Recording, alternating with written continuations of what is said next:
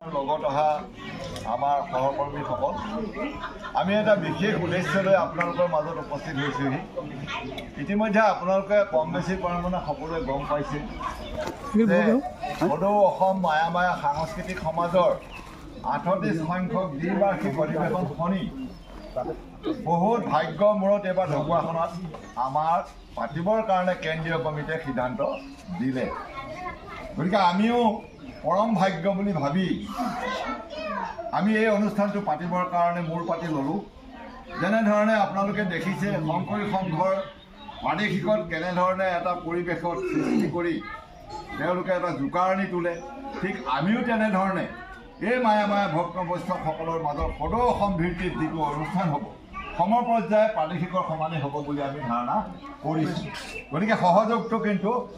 আমাৰ সকলোৰে লাগিব। আমাৰ গাঁওখনৰ আপোনাৰ ল'ৰা বুঢ়া ডেকা গাভৰু বুঢ়া বুঢ়ী সকলোখিনি ছাত্ৰ ছাত্ৰী সকলোকে আমাৰ প্ৰয়োজন আছে। এই উদ্দেশ্যে ইতিমধ্যে আপোনালোকে গম পাইছে যে 21, 22 আৰু 23 মাৰ্চৰ তাৰিখে আমাৰ এই অধিৱেশনখনি বাঁহপৰা হাইস্কুলৰ খেলপথাৰত অনুষ্ঠিত হ'ব। 3দিনীয়া কাৰ্যসূচী। এতিয়া তাৰে এটা অংশ হিচাপে আমি আমাৰ য'ত লাই খুঁটা স্থাপন কৰা হ'ব বাঁহপৰা হাইস্কুলৰ খেলপথাৰত, তাৰ কাৰণে অহা বৃহস্পতিবাৰে পৰহিলে আমি তাতে পৰিৱেশ নিষ্কাকৰণ কৰিব লাগিব। কাৰণ আমি নিকাকৰণ কৰিব লাগিব, য'ত অনুষ্ঠানটো পাতিম তাত অন্ততঃ পৰিৱেশ এটা আমি গঢ়িব লাগিব, কৰিব লাগিব, চাফ চিকুণ কৰিব লাগিব, আৰু লাই খুঁটাটো ক'ত পুতিম তাৰ এটা পৰিৱেশ আমি নিৰ্মাণ কৰিব লাগিব। সেইকাৰণে আমি অহা বৃহস্পতিবাৰে আপোনালোকৰ যিসকল যাতে গাঁৱৰ যুৱক বা ভকত বৈষ্ণৱ উঠাম বা শক্তি ভক্তি থকা তেখেতসকলে দা এখন কোৰ এখন লৈ সেইদিনা 9টা, 9:30 বা 10টা বজাত বাঁহপৰা হাইস্কুলৰ খেলপথাৰখনলৈ উপস্থিত হ'লে আমি নথৈ সুখী। সেইটো আমি কৰিম। তাৰ পিছদিনা আপোনাৰ অহা দেওবাৰৰ দিনা 9 তাৰিখ পৰিছে ফেব্ৰুৱাৰী, সেই তাৰিখত আমাৰ যিটো আমি লাই খুঁটা প্ৰতিষ্ঠা কৰিম তাত আমি গুৰুক নিমন্ত্ৰণ কৰিছোঁ। কোনোবা এজন গুৰু আহিব আৰু কেন্দ্ৰীয় কমিটিৰ মানুহ আহিব, আৰু আমাৰ প্ৰতিখন গাঁৱৰ পৰা আপোনালোকে গায়েনে বায়েনে আয়তীয়ে সহ ডেকা গাভৰু যুৱক যুৱতী ধৰ্মীয় সাজপাৰ পিন্ধি তাত উপস্থিত হ'ব লাগিব 10টা বজা 9টা বজাত, 9টাৰ পৰা 10টাৰ ভিতৰত। যিহেতু আমি কাৰ্যসূচীটো 11টা বজাত আৰম্ভ কৰিম।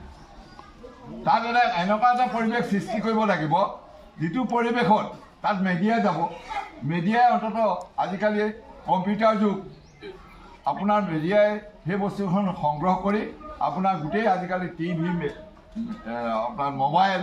চবতে এই বস্তুটো যাতে প্ৰচাৰ হয়। সেইদিনাই জানিব যে ঢকুৱাখনাটো এখন মানে মায়া সমাজৰ নেতৃত্বত তাত এখন খুব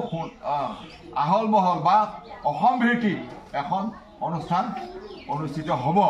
গতিকে আমাৰ অন্ততঃ 13খন জিলাৰ পৰা মায়া ভক্ত বৈষ্ণৱ আমাৰ তাত আহিব, আৰু তাত আমি গৃহস্থী হিচাপে প্ৰতি ঢকুৱাখনাৰ যিমানখন গাঁও আছে প্ৰত্যেকেই গৃহস্থী হিচাপে আমি আলহীক অপ্ৰায়িত কৰিব লাগিব, সেৱা শুশ্ৰূষা কৰিব লাগিব। তাতে বিভিন্ন ধৰণৰ কাৰ্যসূচী থাকিব, 3দিনীয়া হ'ব। গতিকে এই যিটো পৰিৱেশ সৃষ্টি কৰিব লাগিব, সেই পৰিৱেশটোৰ কাৰণে আপোনালোকৰ সকলোৰে সহায় সহযোগ, আৰ্থিক, কায়িক, মানসিক বিভিন্ন ধৰণে আপোনালোকৰ সকলোজনে গৈ তাত সহায় সহযোগ আগবঢ়াবৰ কাৰণে আজি আমি আমাৰ উদযাপন কমিটি তথা জিলা কমিটিৰ ফালৰ পৰা আমি আহি আপোনালোকক এই আবেদনটো জনাইছোঁ, যাতে আমাৰ এই অনুষ্ঠানটো পাতোঁতে শংকৰী সংঘৰে বা অন্য ধৰ্মীয় মানুহেও জানক যে ঢকুৱাখনাটো মায়া সম্প্ৰদায়ৰ যথেষ্টখিনি অনিৰুদ্ধদেৱৰ শিষ্যবৰ্গ যথেষ্ট আছে। কাৰণ শংকৰীয়ে এটা ধাৰা অনিৰুদ্ধ গুৰুজনৰ প্ৰতি আপোনাৰ আমাৰ এই মায়া সমাজৰ মাজত প্ৰতিষ্ঠিত কৰি থৈ গৈছে। গতিকে সেই গুৰুজনৰ যিখিনি গুণানুকীৰ্তন, যিখিনি কলা সংস্কৃতি, যিখিনি আমাৰ প্ৰচাৰ হ'ব লাগে, সেই বস্তুটো আমি যদি এনেধৰণৰ এই মানে মাধ্যমেৰে আমাৰ এই যিটো প্ৰচাৰ মাধ্যম এই প্ৰচাৰ মাধ্যমে আমি জনাই দিব লাগিব যে মানে অসমত ইমানখিনি মায়া ভক্ত বৈষ্ণৱে এই অনুষ্ঠানটো সেই গুৰুজনাক স্মৰণ কৰি অন্ততঃ স্মৰণ কৰি তেখেতৰ যিখিনি অৱদান সেই অৱদানখিনি আমি কি কৰিছোঁ শ্ৰদ্ধাৰে সোঁৱৰিছোঁ বা লৈছোঁ তেখেতৰ মানে যিখিনি ভক্তি মানে মাৰ্গৰ বিষয়বাদ সেই বিষয়বাদ লৈ আমাৰ মায়া সমাজ যে আগবাঢ়ি আছে এই কথাটো সকলোৱে জানিব লাগিব সেইকাৰণে আপোনালোকক আমি বিনম্ৰ অনুৰোধ জনাইছোঁ আপোনালোকে সকলোখিনিয়ে যাতে বৃহস্পতিবাৰৰ দিনা আপোনালোকৰ ফালৰ পৰা অন্ততঃ কিমানজন যায়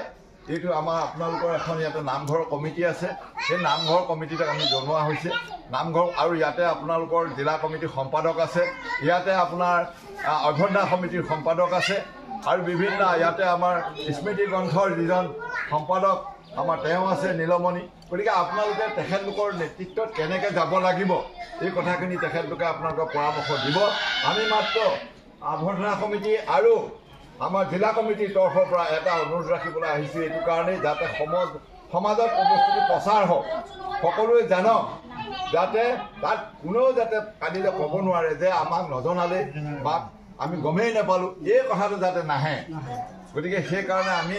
বহল প্ৰচাৰৰ কাৰণে আজি দুটা দল হৈছোঁ এটা দল চাৰিকোৱা নদী সিটো পাৰে যিমানখিনি মানুহ আছে যিমান গাঁও আছে সেই গাঁওখিনিক জনাবৰ কাৰণে এটা দল তাত গৈছে আৰু আমি অন্ততঃ 10জন এইফালে আহিছোঁ গতিকে আমি ৰাইজক জনসাধাৰণক জাগৰণ কৰিবৰ কাৰণে আপোনালোকৰ মাজত আহি আমি ইতিমধ্যে সুতিমুখৰ পৰা আৰম্ভ কৰি বানটো